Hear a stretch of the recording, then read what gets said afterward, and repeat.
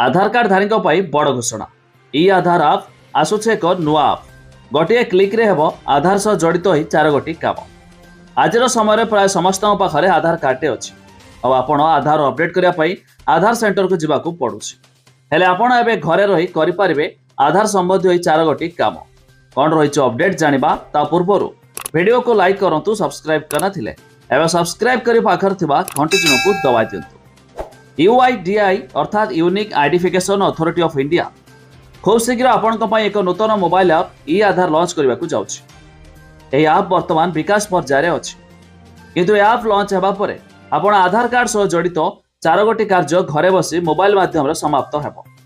तबे ऐप खूब शीघ्र एंड्रॉइड एवं एप्पल व्यवहारकर्ता पई रिलीज हेबो किंतु ऐप केबे आरंभ हेबो से विषय रे कोन सठिक सूचना मिली नाही। तबे घरे बसी होई जिवो 4 गोटी काम। এই ଆପ୍ ମାଧ୍ୟମରେ ଆପଣ ସ୍ମାର୍ଟଫୋନ୍ ମାଧ୍ୟମରେ ଘରେ ବସି ନାମ ଠିକଣା ଜନ୍ମ ତାରିଖ ଏବଂ ମୋବାଇଲ ନମ୍ବର ଅପଡେଟ୍ କରିପାରିବେ। ଏହାର ଅର୍ଥ ହେଉଛି ଏହି 4 ଗୋଟି କାମ ପାଇଁ ଆପଣଙ୍କୁ ଆଧାର କେନ୍ଦ୍ରକୁ ଯିବାକୁ ପଡ଼ିବ ନାହିଁ। ସରକାରଙ୍କ ଦ୍ୱାରା ନିଆଯାଉଥିବା ଏହି ପଦକ୍ଷେପ ସାଧାରଣ ଲୋକଙ୍କୁ ବହୁତ ଆଶ୍ୱସ୍ତି ଦେବ। ତେବେ UIDI CEO ଭୁବନେଶ କୁମାର କହିଛନ୍ତି 1 ଲକ୍ଷ ଆଧାର ପ୍ରମାଣୀକରଣ ଡିଭାଇସ୍ ମଧ୍ୟରୁ ପ୍ରାୟ 2000 ଡିଭାଇସ୍ ଅପଡେଟ୍ କରାଯାଇଛି ଯାହାଦ୍ୱାରା डिवाइस गुड़िक आगामी सिस्टम को समर्थन करिवो।